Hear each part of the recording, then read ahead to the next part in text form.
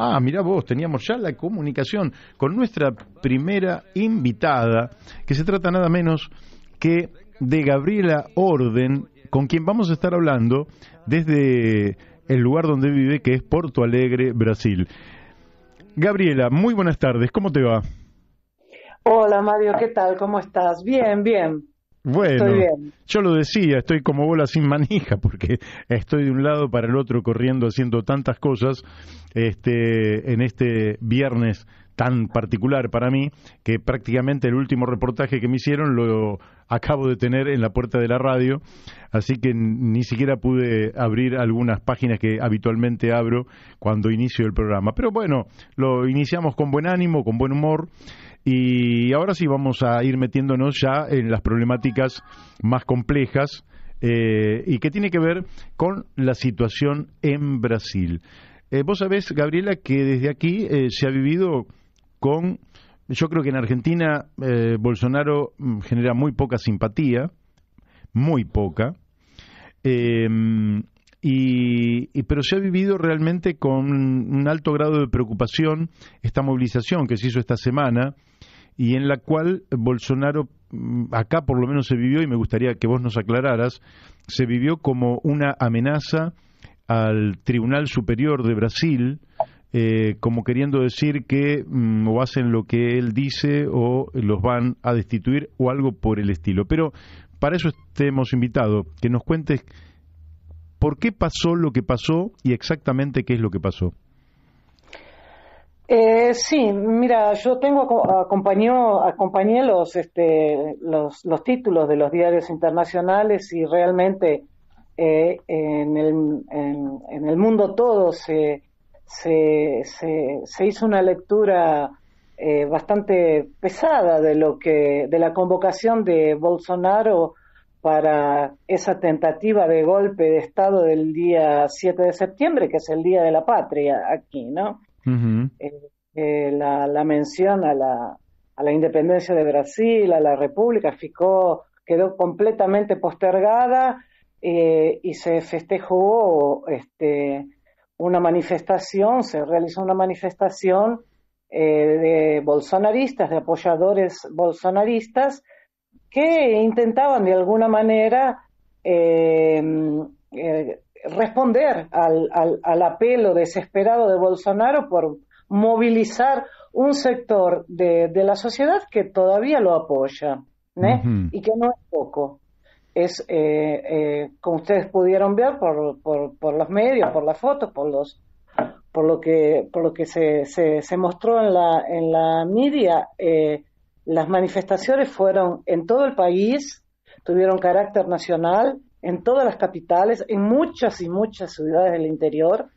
La convocación de Bolsonaro fue atendida por los apoyadores que pretendían un golpe dentro de un golpe, digamos así, ¿no? Ajá. Eh, en realidad esto responde, esta convocatoria de Bolsonaro a esta movilización de sus apoyadores responde a la situación que Bolsonaro está viviendo. Él está amenazado tanto por el Supremo Tribunal Federal, que le están apurando, digamos, delitos a él y a su familia, cuanto al Ministerio Público, que también está investigando delitos del propio Bolsonaro y de su familia, como son esa cadena de fake news y una cadena de extorsión a funcionarios, a sus propios funcionarios en cuanto a diputados y concejales, Ajá. eh, tanto cuanto digamos, a crear un fato, ¿no? Digamos, una actitud diversionista que saque el foco de lo que realmente está sucediendo en el país, que es una terrible crisis institucional, económica y social, ¿no? Uh-huh. Entonces Bolsonaro de alguna manera crea esos fatos y en esa creación de los fatos hay una responsabilidad muy grande también de los medios de comunicación. Si los medios de comunicación de masa, que son las televisiones abiertas, Ujú. le repercuten todo a Bolsonaro, le repercuten todo el Bueno, tiempo. pero es el presidente. Bolsonaro determina la pauta política del país. Las actitudes de Bolsonaro determinan la pauta política del país. Ujú. Ahora, de esta manifestación específica del 7 de septiembre, Bolsonaro sale muy adelgazado de poder, ¿no? Porque aunque yo pienso que hubo una representatividad bastante grande y una movilización nacional, se esperaba que fuese mucho más. ¿Por Ajá. qué te digo que él sale más flaco de este episodio? Porque en realidad aquellas personas que se presentaron, se manifestaron, fueron a las calles el 7 de septiembre, de facto esperaban que aconteciera una invasión al Supremo Tribunal Federal, que hubiera un golpe, no se sabe de qué tipo sería ese golpe, ¿no? Porque el golpe ya está, el golpe ya sucedió, el golpe viene desde el impeachment a Dilma, el Claro. golpe se sucede en una serie de acciones que van desde el impeachment de Dilma, la prisión de Lula, una elección sin Lula candidato, y la elección de Bolsonaro, que es como una cosa que se le fue de las manos a la derecha brasilera. No esperaban, la derecha brasilera organizada, la que está comprometida con el agronegocio, con la patria financiera, Ujú. no esperaba por Bolsonaro. Bolsonaro fue una cosa que aconteció que la derecha no esperaba. La derecha apostaba en Alckmin, y Alckmin no pasó para el segundo turno. Ah, mira. Así, Eh, así que no, sí, vos decís que no salió fortalecido, salió debilitado. El Tribunal Superior o Supremo hizo declaraciones al día siguiente. ¿Por qué no nos contás cómo fueron esas declaraciones? sí, te cuento un poco. Mira, lo que tiene Bolsonaro es una incontinencia verbal patológica, ¿no? Él dice lo que piensa, él dice lo que siente, manifiesta su inconsciente a través de las palabras de una forma así catártica, digamos. Él lo que piensa lo dice, no importa qué.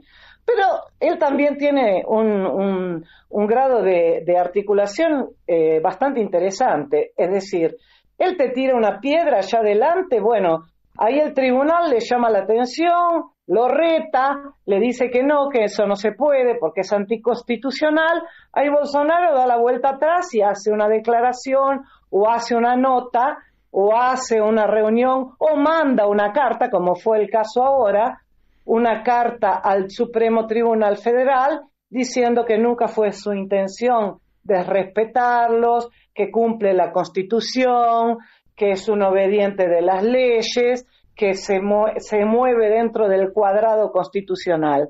Entonces, lo que él crea es un factoide eh, que da mucha media, que articula a sus seguidores, pero que Ujú. en realidad no atenta contra nada, porque el golpe ya fue dado. Claro.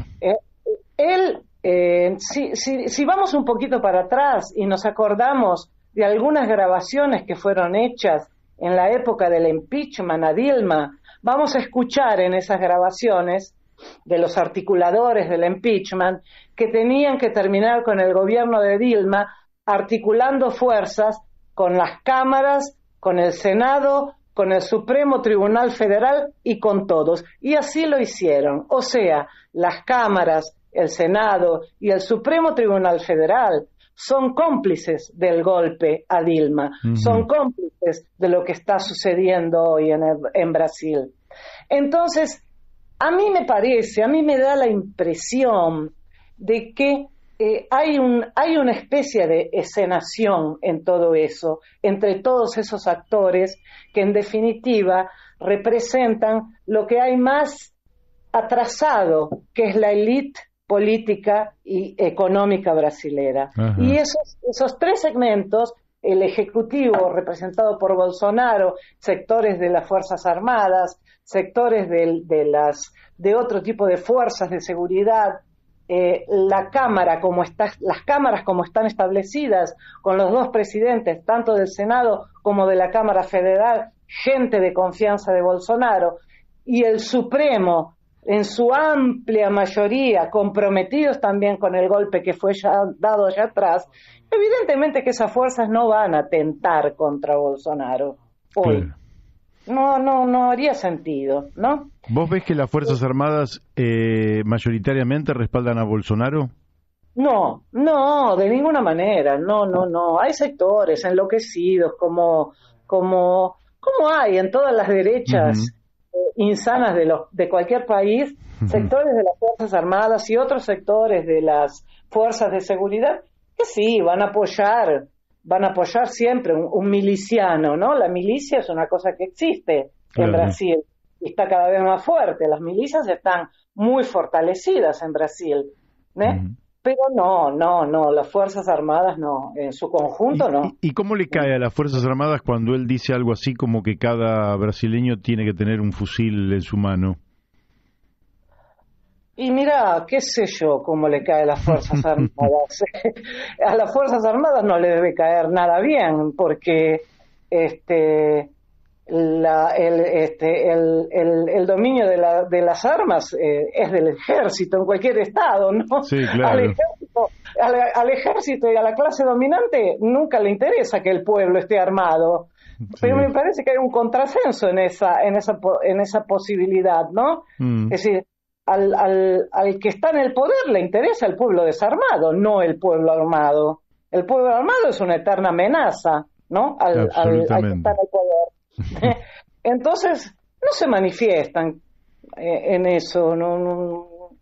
Y la gente, cuando hubo un plebiscito por la pose de armas, yo creo que perdió el sí, ¿no? No me recuerdo. Pero bueno, el pueblo brasileño es un pueblo pacífico, muy pacífico. Muy pacífico. En ese sentido. Y bueno, y ahí ¿cómo impacta esta movilización del 7 de septiembre en la opinión pública? Vos decís, el tipo sale debilitado. Esto implica que si sale debilitado, que por lo menos en el imaginario, después hablamos del futuro, pero por lo menos en el imaginario el tipo sale con menos posibilidades de ser reelecto en 2022.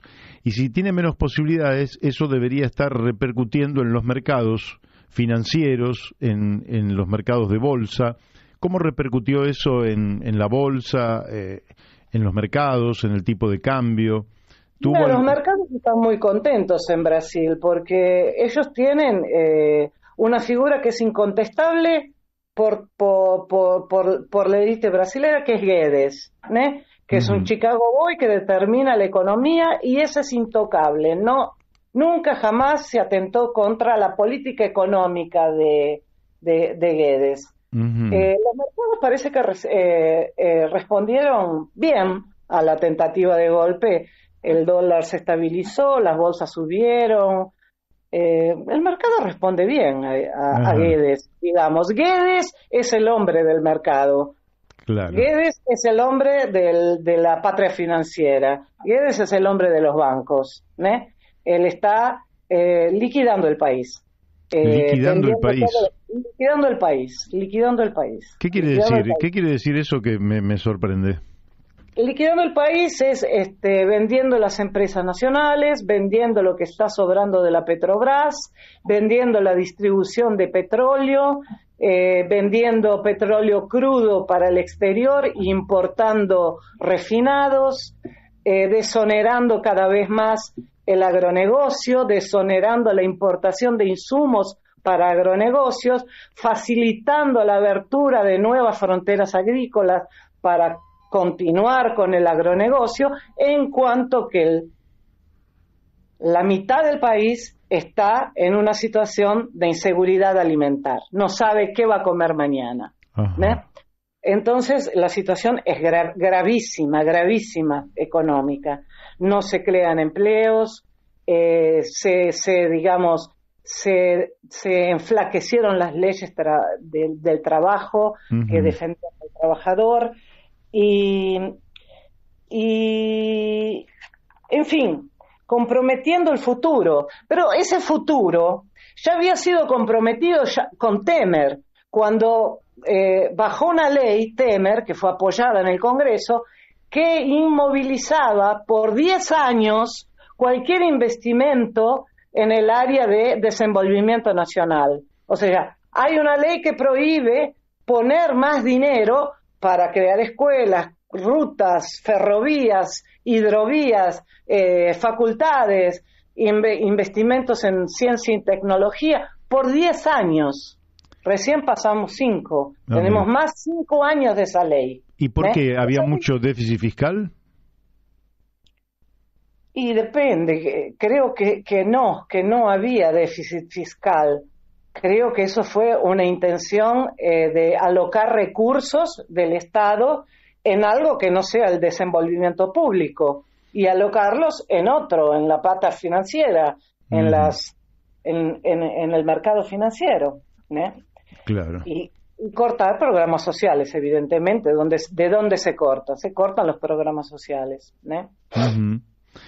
¿Qué papel están cumpliendo los sindicatos, Gabriela? Mira, los sindicatos están completamente inmovilizados. Los sindicatos están, digamos, como que exprimidos porque fue tan grande la debacle que hubo con las nuevas leyes del trabajo, que los sindicatos dejaron de tener un papel importante en la mediación de la relación entre capital y trabajo, ¿no? La nueva ley te permite y facilita que se hagan acuerdos individuales de trabajo, que no haya más acuerdos colectivos, que no tenga que ser ninguna actitud que diga respecto al trabajador tenga que ser mediada por el sindicato. Entonces los sindicatos es que como que perdieron mucho de su protagonismo, ¿eh? La CUT se sigue manifestando. El movimiento de los trabajadores sin tierra hoy ciertamente es el movimiento más organizado y más articulado dentro del espectro de izquierda, ¿eh? Y de ese modo también los partidos políticos perdieron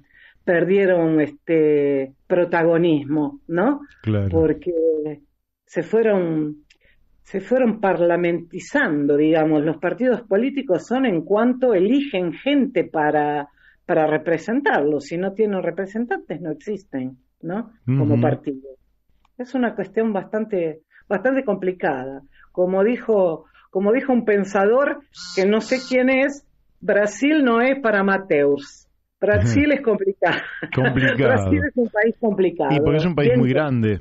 Es muy grande, es un país con muchos muy grande. habitantes. Fíjate, Mario, que aquí en Brasil tenemos más de 5.800 municipios, Claro. 5.800 intendentes. Ponele 14 ediles por municipio. Imagínate la cantidad de gente que es en la labor política, ¿no? Sí, y cómo claro. eso influye. Sí, es un continente en sí mismo. Ahora, te voy a hacer un pequeño, dado que te tengo a mano, te voy a hacer un par de preguntas más nada más. Una tiene que ver con,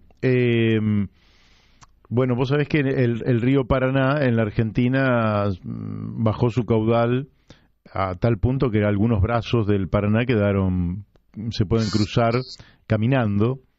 El caudal disminuyó brutalmente. Había quienes atribuían esto a lo que se estaba haciendo en el Amazonas, en el Mato Grosso, creo, y quienes dicen que no, porque en realidad lo que ocurre cuando se deforesta es que el agua escurre más rápido y por tanto no le quitaría volumen al río. El tema ambiental, tanto sea por el desmonte en el Amazonas como por este tema de la bajante en el río Paraná, ¿son tema en la opinión pública, en el periodismo, o de eso no se habla? No, sí, se habla, sí, se habla. El El periodismo habla bastante sobre la cuestión ambiental, la cuestión del Amazonas, la cuestión de la abertura de las fronteras agrícolas, del desmatamiento. En ese sentido, sí. Con respecto al Paraná, no se escucha mucho hablar del Paraná. Nosotros también acá tenemos un periodo de sequía bastante intenso, con inclusive falta de agua y falta de luz. Vamos a tener un apagón eléctrico en Brasil en breve, ¿no? La solución para el apagón eléctrico que se avecina fue aumentar enormemente la tarifa de luz. La gente no puede pagar más la luz, no puede pagar más el gas, está cocinando con leña el pueblo brasilero, ¿no? En la ciudad. Es una cosa terrible. Sí, nos afecta bastante esa cuestión ambiental y es bastante repercutida. Pero es que como la disocian, ¿viste? La media no la asocia a la catástrofe ambiental a un modelo económico extractivista. Es como si que no la asocia la falta de agua al desequilibrio ambiental, sino lo asocian a una condición natural de que eventualmente, en Brasil no llueve, qué sé yo. Mira. Pero bueno, no lo asocian económicamente, digamos. Pero la agenda ambiental, digamos que tiene un lugar y la gente le presta atención. ¿Tienen un partido? ¿Tienen algún partido? Tiene un lugar importante y moviliza. Es la agenda que yo creo que hoy moviliza más gente, ¿no? Ajá. La agenda ambiental. Sí, bueno, acá en la Argentina es así. Sí, en Argentina hubo grandes movilizaciones. Un poco antes de la pandemia, por ejemplo en Mendoza, donde se dieron las movilizaciones más grandes por el tema del agua, frente a la minería a cielo abierto o el fracking. La gente, claro, sintió que en Mendoza hay agua, pero no es abundante, y si la contaminan le puede pasar lo que le pasó a San Juan, que perdieron producción vitivinícola, en definitiva hicieron un pésimo negocio y quedaron con el pasivo ambiental. Pero bueno, voy a la última parte de lo que te quería preguntar. ¿Cómo está Lula en esta etapa y si ves que se puede preparar para volver a ser presidente en 2022 o emerge en Brasil alguna otra figura? ¿Cómo está eso? Bueno, mira, está así. Lula está candidato y las pesquisas apuntan que sería imbatible en cualquier escenario, ¿no? Sí. El mejor escenario para cualquier candidato, no es solamente para Lula, menos para la derecha, es que Bolsonaro sea candidato. El mejor opositor de Lula, de Ciro Gómez, que es la tercera fuerza trabalista de mi partido, el mejor escenario es con Bolsonaro candidato. Claro. Bolsonaro sería derrotado hoy por cualquier candidato. Por eso que la hipótesis de impeachment no es una hipótesis muy levantada por Lula. Claro. ¿Entendés? Hay que leer en las entrelíneas cuál es la mejor alternativa para Lula.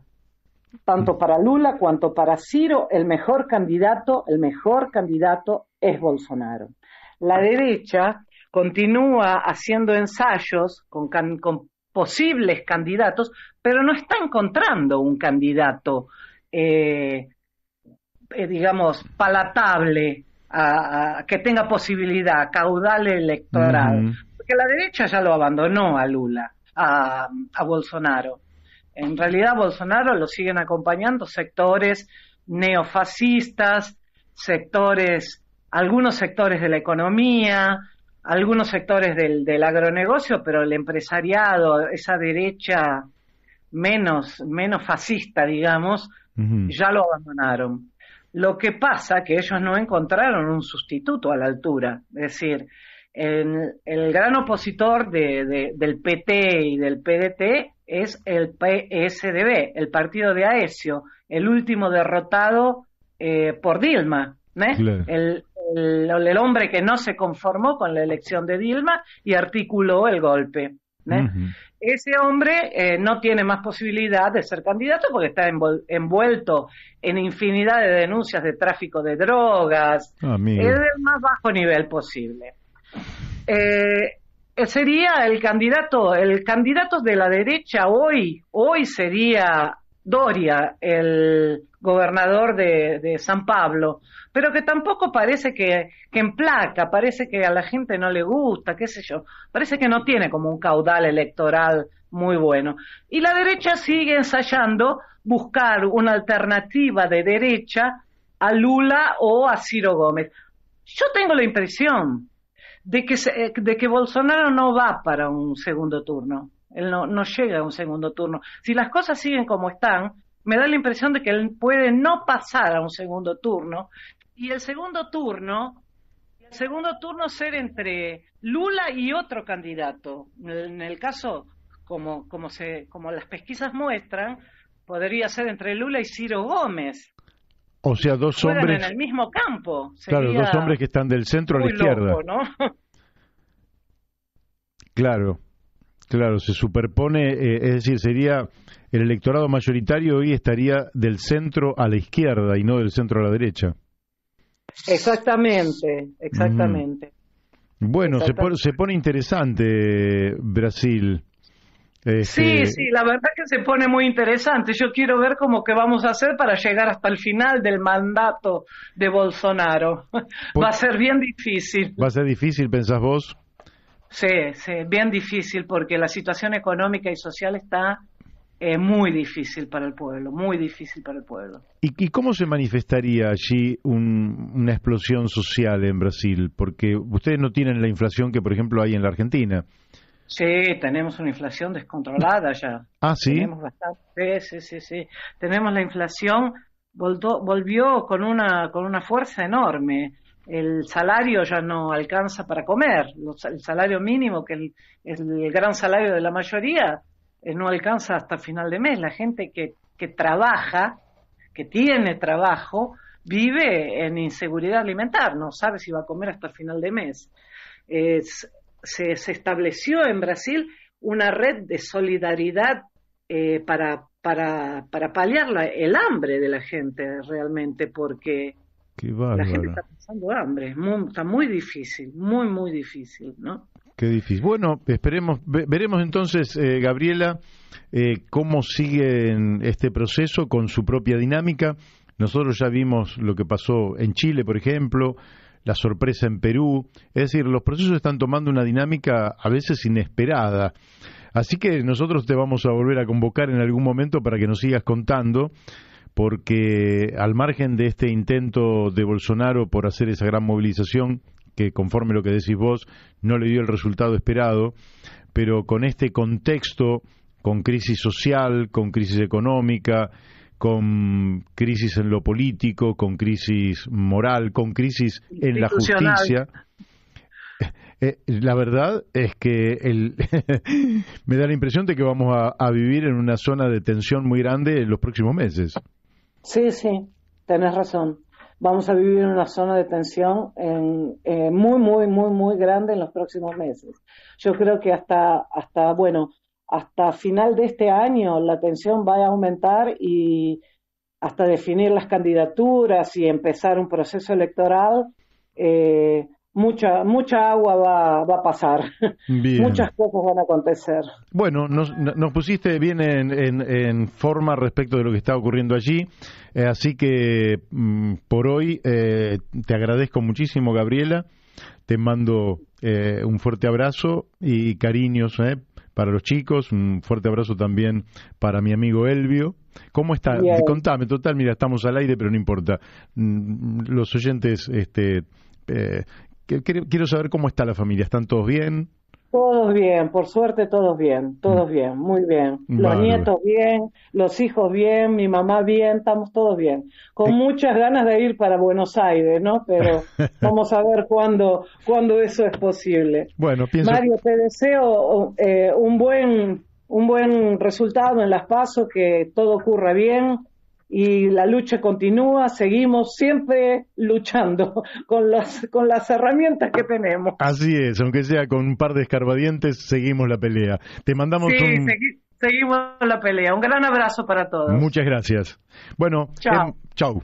Hemos hablado con Gabriela Orden desde Porto Alegre, una bueno, ustedes la han escuchado, muy informada, muy preparada, que nos ha pintado un cuadro de situación en Brasil que realmente nos deja bastante preocupante, porque las notas que vienen saliendo son un poquito fragmentadas y lógicamente expresan, a veces por falta de espacio, expresan lo que apretó Bolsonaro al Tribunal Supremo.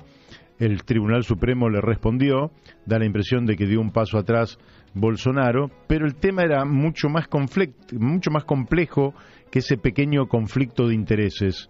De manera que Gabriela nos abrió un panorama realmente magnífico.